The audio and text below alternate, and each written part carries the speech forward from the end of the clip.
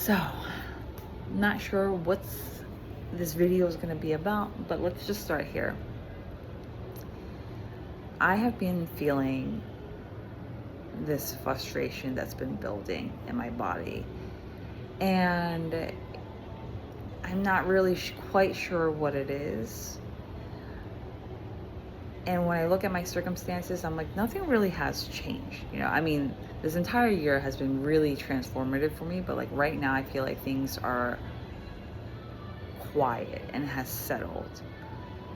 And I guess what this settling is also exposing and revealing to me is not only the frustration, but I had to really like feel into what this frustration was. And yeah, this past couple of days, I've been feeling very tired and I've been feeling easily triggered. And every time I get triggered, I'm just like, I can't do it anymore. I cannot do this anymore. And I realize the way that I'm experiencing myself is just no longer supporting me. And so I realized I'm like, oh, okay, I'm being invited to experience myself differently, like notice. And in all of this, what I do notice is because I feel the frustration in my body, and along with the tiredness in my body, I felt, the old impulse of needing to figure it out, of needing to get things done fast and going like 1 to 2, 3 weeks ahead of like, oh my gosh, what's going to happen? How can I plan for this thing? And feeling a little bit like, okay, this person is not doing their part and I need to go and tell them, which I've had numerous conversations about this with this person. But it's like an old version of me, and this is how I used to operate. I was always trying to figure it out. I was constantly like out of my body and in these stories, in survival, couldn't fully land. And that's what led to the situation a year ago where I lost my apartment, and me and my son had nowhere to go. And so I felt that old impulse, and I did kind of do that because I found myself just, trying to figure it out. But because I have exercised and practiced this work on a daily basis, I pulled back and I just encouraged myself to go slow. And in those moments, being slow. And I think what I used to think around slowing down, I used to think that meant doing absolutely nothing, but I gotta do things, right? Like I'm a mom and a single mom at that, so I gotta do things. And so slowing down for me really just looks like, let's be here now. Let's do one thing at a time. As a mom, that is so hard because I know lots of moms want to clean and try to plan and do. And I think what this season right now is asking me of is to do one thing at a time. Like I found myself today, I'm like, cleaning up the dishes, but I'm also noticing the mess that my son left. And so I'm like, I could feel that impulse, like of wanting to tell my son, like, listen, we gotta go to bed soon. Can you clean it up?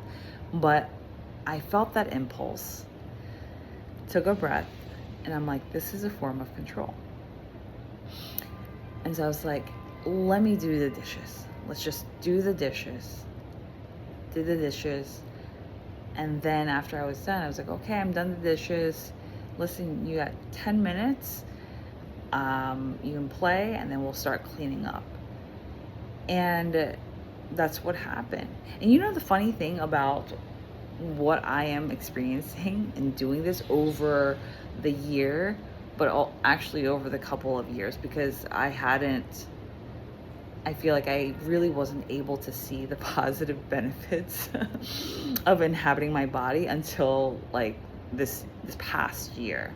Prior to that, it's hard when you inhabit your body there, especially if you've been away from yourself, you've abandoned yourself long enough.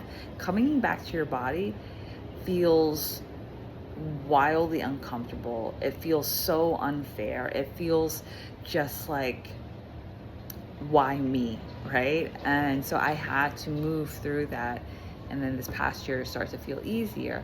But when it got easier, I also started to notice how my son, who I feel like he is definitely, he feels things easily. And because he feels things easily and he can feel where my requests are coming from. Like, I notice when I'm more grounded in my body and present in my body and I engage with him, he is much more responsive.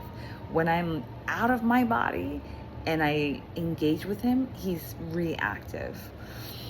And so I'm noticing this. And so this is the benefits of it. It's not that I can control my son, but there's a different taste and feeling to the experience. And his experiences just feel like his most of the time and separate from mine. And this is how I was able to, I feel like that's what really helped me through this year, because I don't know how I would have gone through this entire year had I not learned how to inhabit my body and be grounded and present with my son. Otherwise, I think we would have been two bodies that were so dysregulated, and just, it would have been exhausting. But where I was going with is, like, now I'm feeling, because things have settled, and I'm not like a teacher on this, I'm not well versed on this, but I do believe in energy and the cosmic energies and astrology and the different planets, and I 100% believe that they influence our experience, our bodies. I mean, why wouldn't it, right? Because we are one with everything. Everything is connected. It's not that it has like a massive hit on us, but there's influence in the energy within life, and I am part of life, and so it's there. So I believe that, and I also know that a lot of people have been saying August has been feeling wildly fast, and I think it's feeling wildly fast. And it's also bringing up that frustration, because there's still some of that in me. Because if I'm really being honest with myself, there are still parts of me that are not fully trusting myself. That's still, needing to control a little bit. And I'm just being honest. I don't know how other teachers do it, but I'm guessing if they're human, they're also experiencing this. They're not, anyone who says, I'm fully in my body and I'm at peace all the time, I don't believe in that. I believe that the human experience is messy, but inhabiting your body is one key way to experience a life of inner authority. But it doesn't remove you or me from experiencing obstacles, from experiencing being out of our body sometimes. But it's just like, how quickly can you come back to yourself? That's the question. It's like being in the gym. I think being a human in this body, once you start to inhabit your body, every experience is that. It's like practice, it's like exercise, it's you being in the gym, of being so in your inner authority that when these things do happen, you don't lose yourself, and if you do, you come back much quicker, right? And so I don't believe that anyone does this work, whatever work that they say is, work to transform your life, transform it in a way where you are always feeling happy and perfect and nothing affects you.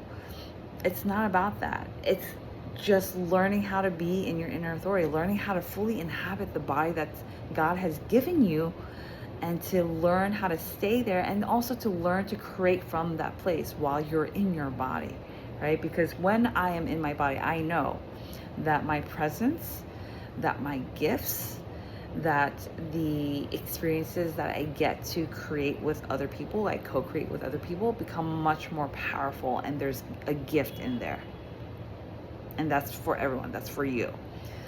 And so I'm feeling like this is kind of like another fast push of me being invited to like train, to exercise that muscle again. Like, can I stay in my body? Can I trust? Can I just take one step at a time? do the logical thing, do the things I need to do that are right in front of me, and then continue letting that unfold and trust that every opportunity, every relationship, whatever it is that is meant for me will come my way. Because it was funny, I really felt like I was like reversing for a second. I'm like, man, I feel like, like the teenager again, like even far back, where I felt as if like, why am I not getting this? But I felt that, I was like, oh my gosh. I was like, no, Melissa, when you don't get the thing that you want, it was never for you. And when you can trust that God is always on your side, God, source, however you name your higher power, wants the best for you, and for you to receive that is to be in the body. And so that's one thing that I am noticing. And I wanted to come on here because I just felt like an itch to say something. I'm like, what do I say? Because I really do feel like, I'm in the thick of it, feeling the frustration, feeling like the way that I'm experiencing things is no longer working. And so I'm also working out the kinks. I'm also feeling in my body. I'm also releasing deeper layers of resistance. But I know I can't be the only one, and I want to share that, my thought process and how I have been navigating it. And also it's the way that I coach. The way that I coach is like, and I don't like calling myself a coach. Facilitator is what I like, but sometimes that word slips. But I'm simply here I want to say mirror, but simply to witness the person and to really hear them, because there is something powerful in doing that. And it is felt, it feels different. It feels different in a way where it feels very exposing, and that's the reveal there. Like when it feels exposing, when it feels awkward, that's like, that was the moment for me, realizing, well, like, wow, I've never been fully witnessed in this way. But anyhow, I feel like, because so much of what I'm hearing, conversations, even just randomly out in New York City, and conversations that, like, I feel like my family members have, there's a lot of fear, and if not fear within their own lives, they're kind of like fear around the collective. Which, by the way, I noticed there's like my family, I have, my family are very disembodied. They're not in their bodies. They operate in a very linear way, in a comfortable way, and there's nothing wrong with that. One of the things, this video is going to turn long. Maybe I'll turn this into YouTube. But one of the things that I realized, and I'm learning more, is that no one is here to be saved. Like, it was never my mission to save anyone but myself. And that, the way that the universe works, life works, is diversity, is everyone having their own unique individual experience and having their own free will and guidance to lead them in whichever way. And that New York, I have the windows open, it's pretty loud, but and that's just the way life is. Like, you look at nature, people have used this example numerous times. When you look at nature, nothing is perfectly, like, done. The process isn't very cut and dry. Like, you see the roots of a tree, every root is a different size and goes in different direction. It has a different, look, and the way that it connects to the ground and the dirt is different from the tree. Like, you know what I mean? And so I think inhabiting my body has really taught me that. These are concepts that I felt like I could see, but I couldn't feel. And this is why feeling is so powerful. Feeling while being in inner authority. Feeling while truly, like, being here, versus feeling and out, pointing that feeling out there. When you come here, because everyone has this, it's just built into us, there is this just like connection, this, it unlocks something for you to see and experience and feel life on a different level. um and so I'm realizing that it's not a perfect process, and this work that has saved me, I remember seeing it as, oh, now I have this work that saved me, now I must save and make a big impact on as many people, which I do this work because I really love this work and I want to share it. But the intention has changed. It's because I love it and I see the value in it, and I am like the big cheerleader for it. Whereas opposed to before, when I was just getting into the embodiment work, because I hadn't moved deeply, it went from, I need to save them. Like they don't see what they're missing out on. They're missing out. Or I need to prove to them how much I'm experiencing my life differently, to now like it's transformed my effing life, and it's allowed me to see life and experience life on a different level. And it never has anything to do with what you have outside of you. It literally isn't. Like, we've all heard stories of people who are super rich and famous that are still miserable, you know? I mean, I feel like right now, with everything that is circulating on the internet, the news, and the collective, it's being revealed that it doesn't matter. Like, money, relationships, status, those things don't matter. Of course, I'm not like one of those people who are like, oh, you don't need money to survive. You do need that, but you're seeing that that's not where the value is. And the more that you can see, or the more that I can see the value in myself, the more that I trust in myself, everything outside of me will match that. Everything will come my way. And also, this has helped me to realize that a lot of the things that I wanted, I actually don't want. I only wanted it because that's what other people said was what makes you cool. Like, I look at all of this like Hollywood stuff, with actresses like Hayden Panettiere committing or passing away, and just like all of this stuff that's circulating. I used to be like, I'm a 90s girl. Like, I grew up in the 90s. I was born in the 80s, but like I was really into the 90s pop culture because that's when I was like in middle school. And I wanted to be those people. I'm like, oh, they're so cool. They must always feel so good. And now you're seeing that it's not sustainable. It doesn't work. When you live a life where you're extracting from yourself, where you're not fully in your body, it doesn't matter how much money and fame you have. And that, well, I kind of lost track here, but I was also going to the point that, you know, I thought I wanted that. I thought I wanted fame. I thought I wanted to like be like a cool white girl, which is a topic for another day. I'm Korean. Growing up, I always wanted to fit in, and so like I always looked at pop culture and the popular girls at my school who are all like white, blonde hair. You know, I feel like this is not like a news story.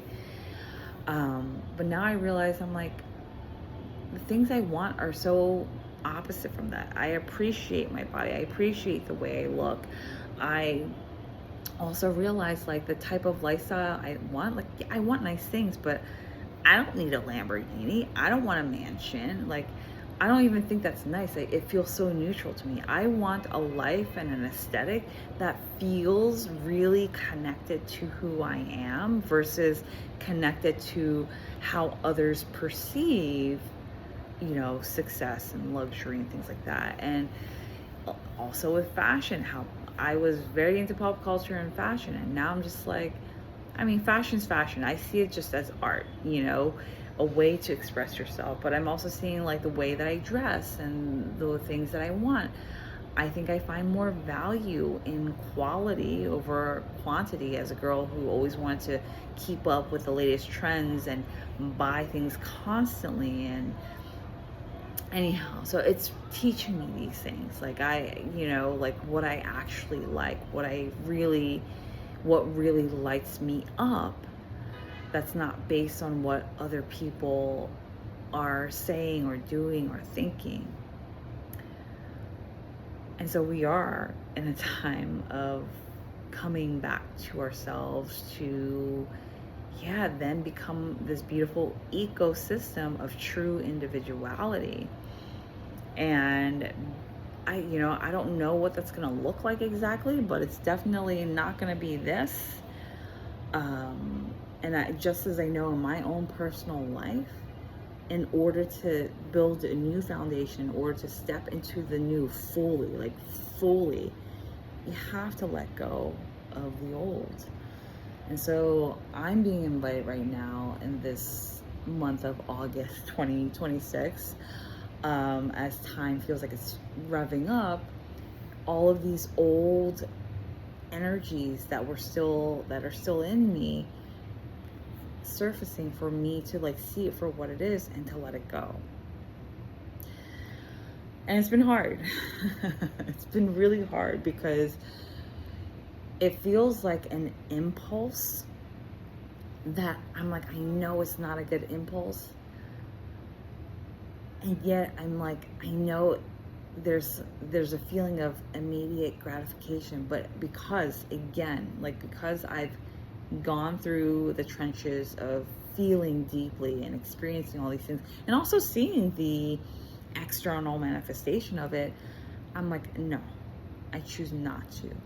And it's not about doing it perfectly either. I think in this process, I kind of took this process of inhabiting the body, and there's still that old version of me, oh no, I fucked up. I yelled at my son when I said I wasn't going to, and I was yelling at him from a place of I'm lacking support, which, by the way, as a single mom, that was the hardest thing to move through, that I'm lacking support. What I realized is that words and language is also really important. And when I look at my situation now, the more I point blame to anybody, the more I'm giving them that power. That's just the truth. There's no maybe not, maybe no. The more I gave my power to things and people outside of me because I'm a single mom, it just extracted from me. And then I remember coming to a point where I'm like, man, this is so fucking hard. I know I'm not lacking, but how can I say that what I'm experiencing, the fatigue, isn't real? And so now I say the support that I currently have no longer matches. And right now I am in practice of letting go of the support that no longer matches, as uncomfortable as it may be, and opening myself up to receive the support that actually does. And it's not about, my son's father is not a terrible guy. He's not he doesn't verbally abuse me or physically abuse me. He's just another individual who is just so deeply disconnected from his body and so operating in the way he operated as a child to cope with stress. And he has his issues, and the way that I used to engage with him is constantly asking him to do things and then yelling at him why can't you do this and that. And it exhausted me, and I kept saying that because what I believed was I was lacking and that he needs to pick up his slack. Now it's I know where he's at, we'll leave it at that. And yeah, I just, you know, whatever he gives, I'm like, thank you. And then I continue to process and do my work. And, you know, it's worked out really well. And it's also showed me that, you know, so much of the stress and the exhaustion that we feel is mental. It is literally mental. Or it's mental. But that mental part is like tied to a deeper root of you not being able to land in your body until, right? And so for me, I'm like, I'm going to land in my fucking body right now. You know, I'm going to do it more and more for no one else but me. And the more that I do that, the more I have the capacity to move through this time of shifting into the next season, or we can call it timeline of my life, or next, chapter of my life. Because I don't want to carry any more baggage. I don't want to keep going back to my past and pointing fingers and any of that. I mean, are you exhausted? If you're a single mom, hit me up. I would love to hear your story. It's so fascinating that I don't meet too many single moms in my area. I mean, I guess it's just like the areas that I've been living in. I've been always living in pretty family-oriented areas, even in Manhattan. Like, living in Manhattan, I see a lot of just like, moms that are also, you know, with partners. But it is challenging as a single mom. There's much more obstacles. And I want to say it doesn't come from a place of lack. It comes from a place of it's different. It's different. And it's all the same source of like not being able to fully land in our bodies until. But there's definitely more layers and more stories around being a single mom. And so that makes it hard. But it was interesting. Even though I understand that, I also know, and I feel like this might kind of trigger some people, just a warning, but I was talking to another mom who's in a relationship with her husband, and she has a nanny and all that, and she was just talking about how she's like sleeps a lot, but she's so tired and experiencing the stresses. And, you know, I looked at her because she was like, oh, but you're a single mom, like how do you, and that's the thing I always hear, like, how do you do it? It's like, it's hard. I tell him complete honesty, like, yeah, it's hard. But you know what I realized through what I've learned of inhabiting my body, and I don't tell people what I do like in detail. The topic just kind of comes up.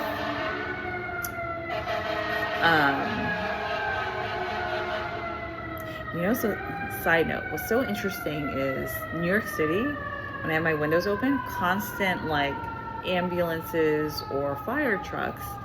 But for the past like week or two, it's been actually pretty quiet, which I was like, what is going on? But today, now I'm like, oh wow. Anyhow, what was I saying? Oh yeah, it just comes up. But what I've learned, and this is true, and I remember the moment that I felt this, I think I was like crying like crazy, processing something about, you know, being in the shelter and all that. And there was a moment where I'm feeling all this pain, and I was like, wow. I remember crying like this a few years back before even becoming a mom. I was single. I was in a really bad relationship, but I remember feeling the same intensity of it, how exhausting it felt, how excruciating it felt. And then I realized, I'm like, oh wow. As humans, we experience many different things on the external, right? Our stories all look different on the external. But what we feel when we inhabit our body, when you start to really feel into your body and not project out or connect that to a story, you start to understand, like, wow, we all have these experiences, these feelings, the sensations of like what we call depression, what we call anger. And that because of that, that's what connects us. We're all here to feel, and we're all feeling it, but we just don't realize it because we're so disconnected from ourselves. And we like to say, and I used to say this too, like, oh, that girl doesn't understand, wait till she becomes a mom, you know? And yes and no, because like I said, like when I was like sitting there crying, when I was processing all these emotions while I was in the shelter, I remembered that other moment and many moments having that excruciating pain even before becoming a mother. And so this is where I started to realize that, and how there is really no comparing of stories. I, have come into terms that stories are just beautiful ways to experience art. And I love art. Like, it doesn't have to be like at the museum, but I always loved hearing people's stories, which is probably why I'm so fascinated with hearing other people's stories, why I always like look at other people and kind of like want to get in their head and see, like, I'm like, wow, I wonder why this person's like this, which was also, it's a natural curiosity of mine, but it also took me out of my own body to really process what I needed to process and feel. Instead, I was like feeling everyone else's stories. If you can relate, let me know. But yeah, it's, the more I am living, the more fascinating being a human feels like. And the more I'm seeing there is no right or wrong per se. It's just a direction you're going in. And, it's really hard to put anything in a container and label it and say it's going to be that forever. And so the impermanence of life, like so many things. I'm getting so deep into this. This was just going to be a short post on TikTok, but it's going up on YouTube because it's so long. But I hope that this share was insightful. If you're going through what I'm feeling, meaning you're feeling that frustration, you're like, I don't know why everything seems okay outside, you're not alone. And even if things are chaotic, right? You're not alone. We're all feeling that feeling.